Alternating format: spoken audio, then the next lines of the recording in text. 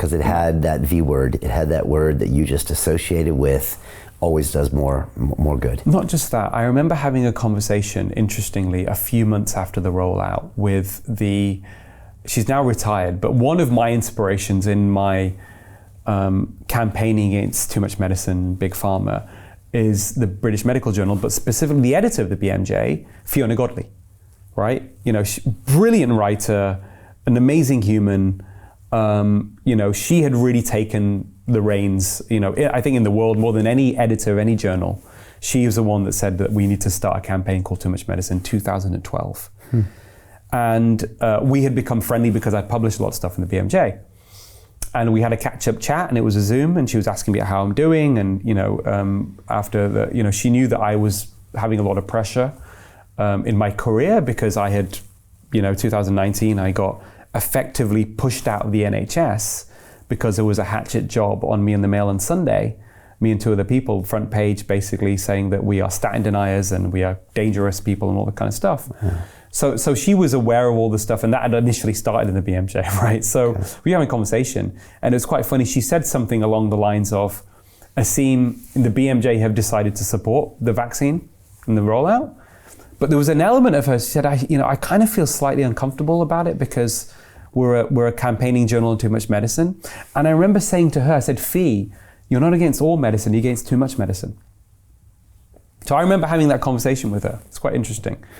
So I was, I completely was indoctrinated in this, that this was safe, certainly effectiveness, I think had more validity in terms of being dubious about it.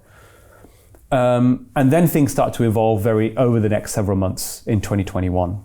One of my friends, who I consider one of the smartest cardiologists I know, very bright guy, he had not taken the vaccine. He had a conversation with me about it when we went for a walk, and he said that he had noticed in Pfizer's supplementary appendix there were 4 cardiac arrests in the vaccine group and 1 in the placebo. Small numbers, right, in a trial involving tens of thousands of people. But he said, if it's a real signal, we've got a problem. So I kind of acknowledged that at the time. I didn't forget that. And then my father, retired GP, vice president of the honorary vice president of the British Medical Association, very fit and active guy, during the whole of lockdown. He got chest pain, called me up in July 2021, July 26, had chest discomfort, and within half an hour had a cardiac arrest. It was witnessed by neighbors who'd come to his flat. And all very, very shocking for me, but I wanted to understand what had happened here, and had a post-mortem carried out. And the post-mortem findings weren't consistent with what I thought we would find. He had 2 severe narrowings in 3 of his major arteries, which was also odd because I had walked with, I'd met him quite often, and we'd walked outside up a big hill. We used to do lots of walking together when I'd meet him. He was a very active guy, and he had no symptoms of what we call angina. And normally in someone like him, with what we found in his post-mortem, you would get angina pain. So that was odd. The way he had his cardiac arrest was also very odd. There was no heart attack, no damage to the heart muscle, just narrowings.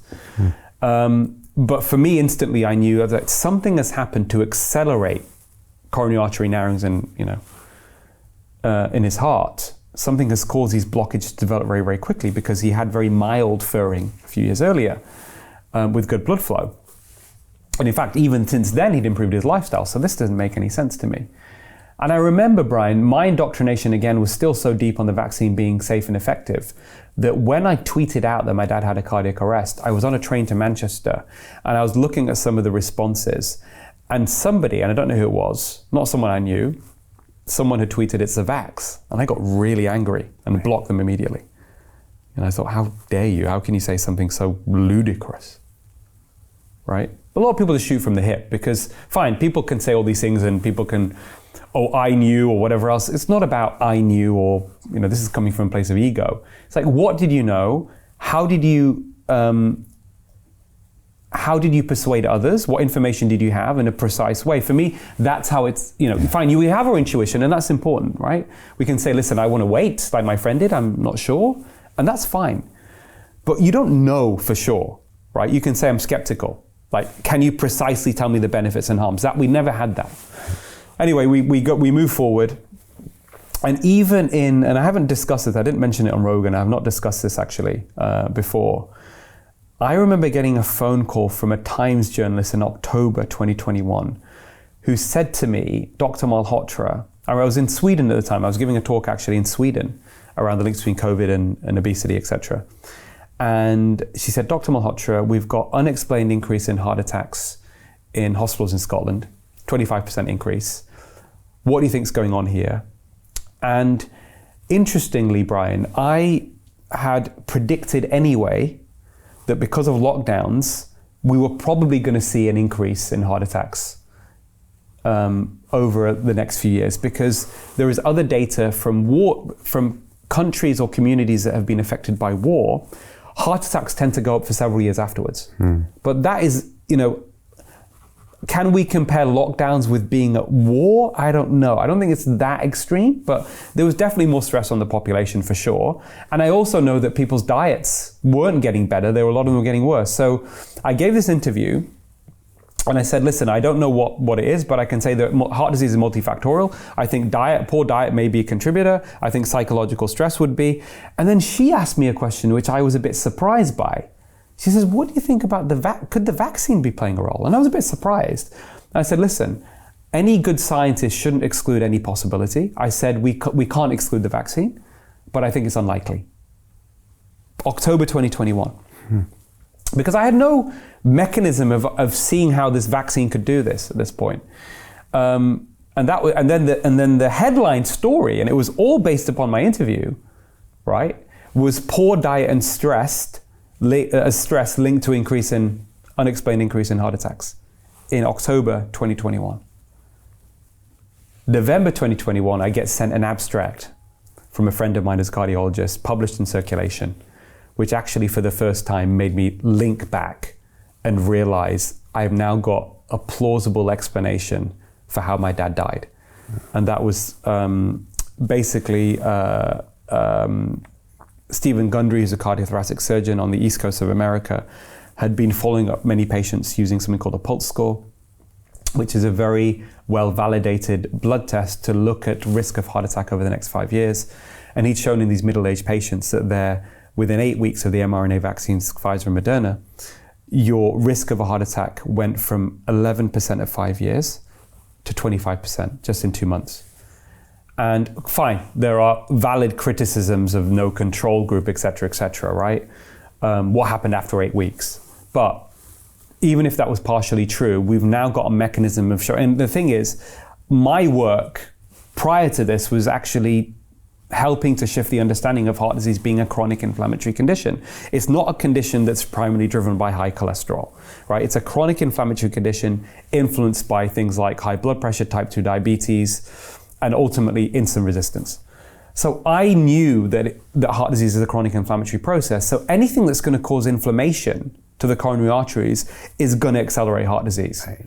And I'm probably one of the few people that would understand that, having published, analyses on this. Yeah. So Jim Rickards has just recorded a video that's not available to anyone in the public, and he's going to be talking about how this upcoming recession is going to be fast, it's going to be bloody, it's going to be nasty. But at the same time, he's going to show you how you can position yourself to profit from all of this chaos.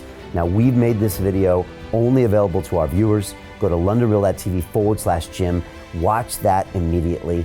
I can't say enough good things about Jim Rickards. He understands the global economic system better than any guest I've ever had on London Real.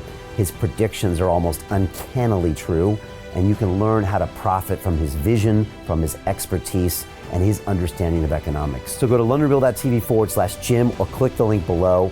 It's an excellent, excellent look on what's going to happen in the future and how you can position yourself to profit from that. Jim is one of the best in the business, one of my favorite guests on London Real, and he's very, very good at predicting the future and showing us all to profit from it. So click the link, and I hope you enjoy. Hey, it's Brian Rose, founder of the DeFi Academy. I've told you my 4-week crypto bootcamp is amazing, but don't take my word for it. This is what my students are saying. The DeFi Academy was an amazing experience for me. It took me totally out of my comfort zone. In this course, I was challenged, I was held accountable, and pushed to do things that honestly weren't always easy. It's been phenomenal, and I can't believe we're already up on our 4 weeks. It has flown by. Going through this DeFi accelerator by far was one of the best courses I've taken. You do this course, you really get into the nitty-gritty of the activities that will make you comfortable with decentralized finance. Thank you so much to Brian and everyone at London Real and the DeFi Academy for even putting together an amazing course like this. Anybody else that wants to do it, please sign up. It is well worth the money.